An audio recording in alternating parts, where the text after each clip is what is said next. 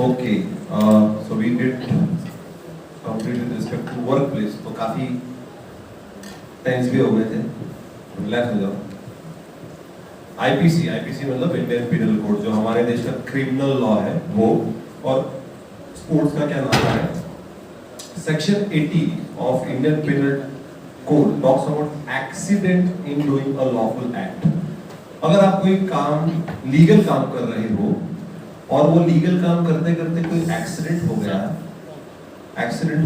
और एक्सीडेंट के वजह से कुछ नुकसान हो गया, तो यू आर नॉट लायबल, क्योंकि आप कुछ लीगल काम कर रहे हो। इलीगल काम कर रहे हो तो बात अलग है, बट आप कोई लॉफुल एक्टिविटी है, कोई लीगल काम कर रहे हो और उसमें अगर एक्सीडेंट हो जाता है तो उसमें आप obviously, that is why it is called an accident, गलती से हो गया है, ओके, उसके वजह से उस सिचुएशन में आपको सजा नहीं मिलेगी। फॉर एग्जांपल अभी बॉक्सिंग मैचेस, मैं स्पोर्ट्स के पॉइंट ऑफ व्यू से बताना चाहूंगा कि बॉक्सिंग में आप एग्रीमेंट साइन कर देते हो कि भाई इस बॉक्सिंग मैच में अगर मैं मर गया, the other boxer is not liable for murder, है ना, द अदर बॉक्सर है वो लायबल नहीं होगा, क्योंकि ये स्पोर्ट है, हम दोनों ने कॉन्ट्रैक्ट साइन किया है, एग्रीमेंट साइन की है, और इसके अनुसार दोनों बॉक्सर्स का ऑब्वियसली बहुत हाई इंश्योरेंस होता है, लाइफ इंश्योरेंस निकाल के रखे होते हैं, ऑर्गन इंश्योरेंस होते हैं, बॉडी इंश्योरेंस, हेल्थ इंश्योरेंस, बहुत कुछ निकाल के रखते हैं, क्योंकि वो बॉक्सर है, उसको पता है कुछ भी हो सकता है।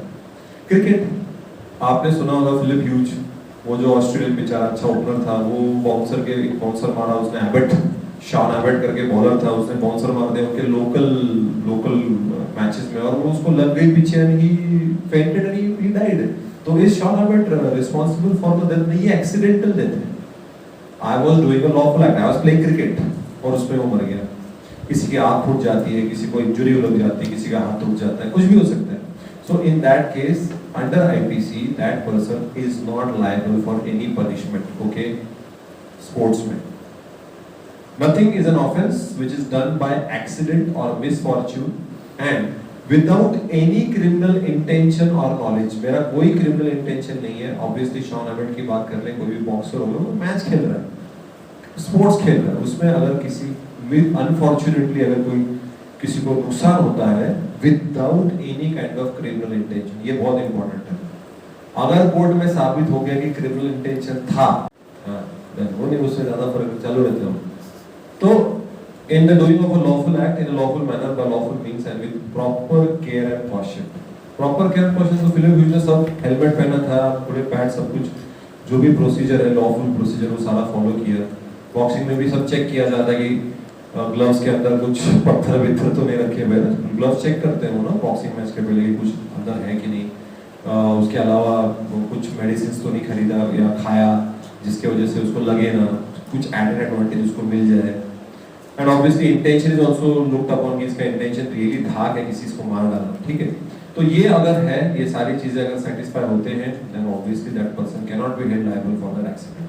उसमें अगर कोई मर जाता है, किसी को इंजरी हो जाती है, आपने देखा ही होगा स्पोर्ट्स में काफी इंजरीज होती हैं, है ना, प्लेयर्स कोलाइड कर जाते हैं फील्डिंग करते करते, तो किसी का, हाँ जी सर, जैसे अभी बॉक्सिंग का आपने एग्जांपल लिया, हाँ, तो वहाँ पे अगर मेरे साथ एक इंसिडेंट हुआ था, so I was having this match of karate open, या सो वहाँ पे मैंने नॉकआउट किया था, हाँ, so she fade fainted, and मुझे वहाँ से बैन कर दिया था। हाँ, क्यों? सो दे वर लाइक कि may be it would be like politics और समथिंग, बट मुझे 2 साल के लिए बैन कर दिया था वहाँ से, नहीं, एंड मैं ये एक्शंस नहीं ले पाई। नहीं, उसके अभी वो देखना पड़ेगा क्या केस है, क्योंकि बैन नहीं कर सकते हम। No, because they were like कि यू कांट नॉकआउट भी करना है तो you have to be some ethical. I am saying कि एथिकल, या एथिकल नॉकआउट कैसे होता है, मैं उनको वही पूछ रही थी, बट नहीं हुआ। अभी मैंने अगर किसी को पंच किया और वो बेहोश हो गया, तो इसमें एथिकल नॉकआउट में क्या फर्क है भाई? हाँ भाई, आपने गलत जगह पे मार दिया या कुछ, वो मैं समझ सकता हूँ, लेकिन अगर आपने ऑफिशियली जो भी रूल्स के हिसाब से अगर आप फाइट कर रहे हो, तो मेरे हिसाब से तो you should have appeal, ban के ऊपर अपने अपील, हायर अथॉरिटीज को अपील करने हैं। अपील किया था, लेकिन वही फिर कोर्ट का सब सीन था, इसलिए फिर कोर्ट आर्बिट्रेटर होते हैं स्पोर्ट्स में। सर, बट मतलब वही पूरा प्रोसेस में बहुत टाइम जा रहा है। अब आई वो वाज तो है, देयर टाइम हो फॉर जाएगा, वैसे भी 2 साल वैसे भी आपको तो अलाउ नहीं किया ना। उसके बाद खेली भी नहीं मैं वहाँ पे। अच्छा, नहीं, मेरे हिसाब से तो करना चाहिए था, क्योंकि you should fight for justice, मेरे हिसाब से, ठीक है। ओहो, सो ये जो आईपीसी का देख लिया हमने, ठीक है। So will stop here and next time will start of with your next topic, नया पीपीटी, नया प्रेजेंटेशन। और आईपीसी के अंतर्गत सेक्शन 80 बहुत इंपॉर्टेंट है, ओके। तो उसमें आप देखें, एक्सीडेंटली अगर कोई मर जाता है, एक्सीडेंटली अगर कुछ इंजरी हो जाती है किसी को, तो that player is not responsible. Contracts होते हैं, एग्रीमेंट्स होते हैं, उसके हिसाब से नॉट। आपका जो केस है which is very weird, karate खेलते समय आपने किक करा होगा या पंच करा होगा जिसकी वजह से अगली लड़की बेहोश हो गई, फाइन। इधर बैक साइड लग गया। सब बैक साइड लगा तो स्पोर्ट्स है ना भाई, है ना। अभी शॉन एबट को बॉन्सर मारा शॉन एबट ने, उसको पीछे लग गई, उसको थोड़ी ना पता था मर जाएगा वो, तो बैन कर देंगे आप शॉन एबट को। और उल्टा वो बेचारा डिप्रेशन में चला गया, टुक 6 months to 8 months leave so that वो मेंटली ठीक हो जाए, फिर से वो क्रिकेट खेलना चालू करे, समझ रहे हो। तो उसको थोड़ी ना बैन किया क्रिकेट ऑस्ट्रेलिया में, इट्स अ फ्रीक एक्सीडेंट, किसी को पता नहीं था। पतौड़ी की भी आग गई, one of his eyes, because ball लग गया तो अंधा हो गया हाथ से, तो क्या जो बैट्समैन जिसने शॉट मारा होगा या कुछ भी, उसको बैन कर देंगे।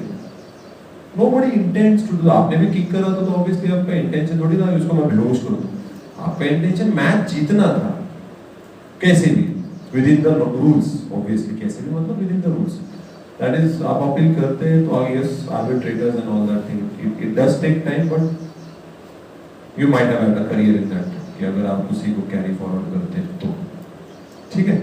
So will stop here and will continue next time with the next topic, ठीक है। चलो, थैंक यू। ये पीपीटी नहीं मिली अभी तक। सर रिटन टेस्ट कैसे होगा? रिटन टेस्ट का सीन बता